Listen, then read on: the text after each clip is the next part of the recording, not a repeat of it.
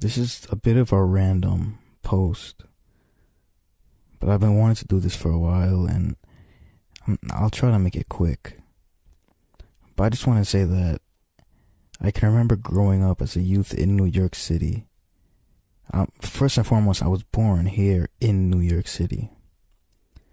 And being a high schooler, even a middle schooler, I would be so proud of where I lived. You know, normal things like taking the train or the bus usually gives New Yorkers headaches. But to me, I loved it so much. Because I know there are places out there in the world that is nowhere close to what my home is. And to me, that was a great feeling. Because from a young age, I knew New York City was a minority. No other state in America is like New York. And no other place in the world is like New York. You know, some people may have opinions that their place is better. And I agree, there probably is. But this is my home and I love it. And I can't stress how proud I am that I'm from here. Well, that was what I thought a couple of years ago. Now I'm older and, you know, there's things now like Instagram and Facebook and all these social media networking sites and all these apps that kind of expose humanity. And through these apps we realize that in all the nooks and crannies and crevices of not only New York City but every city in the world, there's evil and there's so much bad happening, and it really makes you rethink about where you live, how grateful you are about what you have. At the end of the day, it showed me that there's so much stuff happening in New York that I don't like, and all the memories that I remember is because I was just in the right place at the right time and I was feeling the moment. But there's places here that are just horrible, and there's people here that are horrible.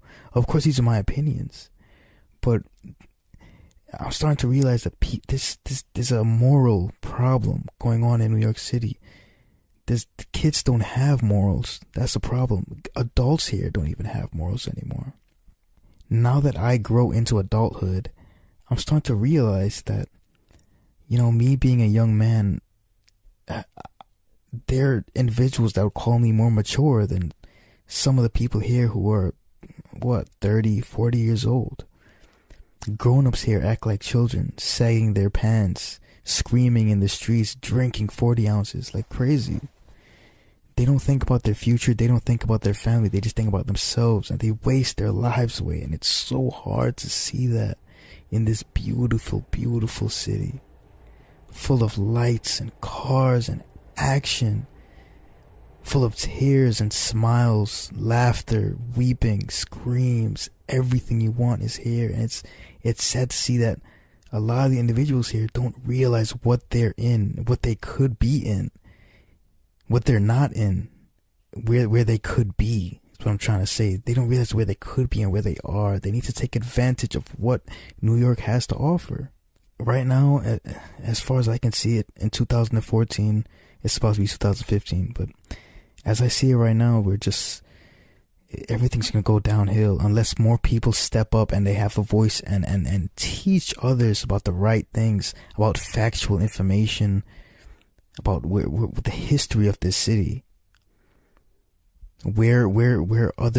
what's happened on the pavement that regular New Yorkers walk on every day, and they don't notice what has happened on that pavement before, all the things, historic events that have happened. And maybe I'm just, rambling on, but the thing is, I care about it so passionately, and I hope there's somebody out there that cares as much as I do. I mean, this city can make you feel anything you want to feel. It can make you feel love. It can make you cry. It can make you depressed for the whole week.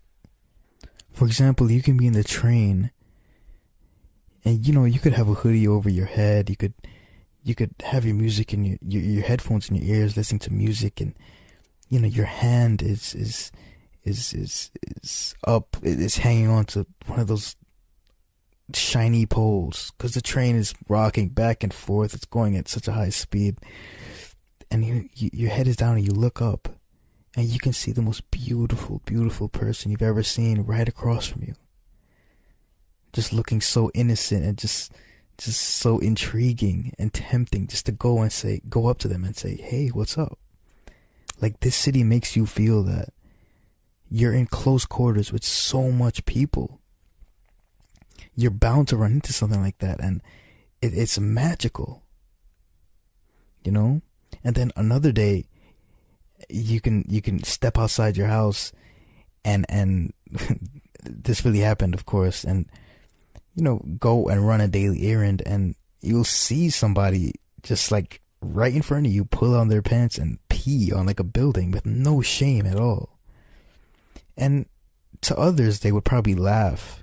But to me, I find that so disgusting and so disrespectful and so inhumane that to me, it depressed me for that whole day. I thought, wow, look how close to my neighborhood, my house, the place where I live and I feel most comfortable, that this individual comes and just pees, like a couple feet away from my front door.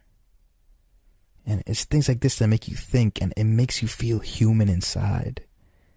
Without these feelings, you're a potato. You're just laying somewhere out there in the world, doing nothing and feeling nothing. You're not a human if you don't feel those feelings. And New York makes you feel those feelings to the utmost extreme. As much negative as there is in this city, I love it. I always will. And I've already promised myself that, I'm gonna die here. I want to die here. This is the place where my parents migrated to. I feel like that spirit of the city is inside of me. And honestly, I don't want it to leave. Another thing is the diversity. People are gonna say, they might listen to me and say, you know what, that's such a cliche. Of course, of course he's gonna say diversity, but it's real here. Diversity is real, and once you come to New York, it hits you right in the face. Yeah, I can't explain it. I was born here, raised here, and when I'm out with my friends, it's just sometimes I have to sit back and I know you shouldn't really look at race, but sometimes you can't help it. I would just sit back and look at everybody and say, you know what? Wow. Where can you go out there in the world where so much people from different places, Cambodia, Jamaica, literally any place in the world, Poland, like just every continent just come together and be friends and talk one native language. It's crazy. And it's such a rare opportunity to feel that unity. And once again, it goes back to feeling human. We're all humans here. None of us is separated, even though we feel separated by how tall we are, how fat we are, how the color of our skin. We feel separated, but when we talk and come together as one and talk in the same language and smile at each other, a smile is the most universal thing in the world. When we come together like that, once again, it's something magical. Now, I'm not just gonna sit here and just completely blabber on about New York, because I don't know everything about it. But one thing I can say is that it's inspired me to say all this so far, and I'm happy that it's brung out those emotions inside of me. Because honestly, if I never lived here, I'm actually afraid of who I might be. This place has made me human. It's forced me to interact with people. It's forced me to try to get a job. It's forced me to try and be a better person. It's forced me me and my family to work as hard as they possibly can. And there's something beautiful in that. I like to talk about things like this that genuinely interest me. Yeah, I'm gonna leave now. But whoever heard this, I want to thank you for hearing me out. I really appreciate it. Everybody wants to have their voice heard, and I guess if you heard me, I guess my job is done. I love the fact that you listened throughout the whole thing. So thank you. Yeah. Until next time. See you.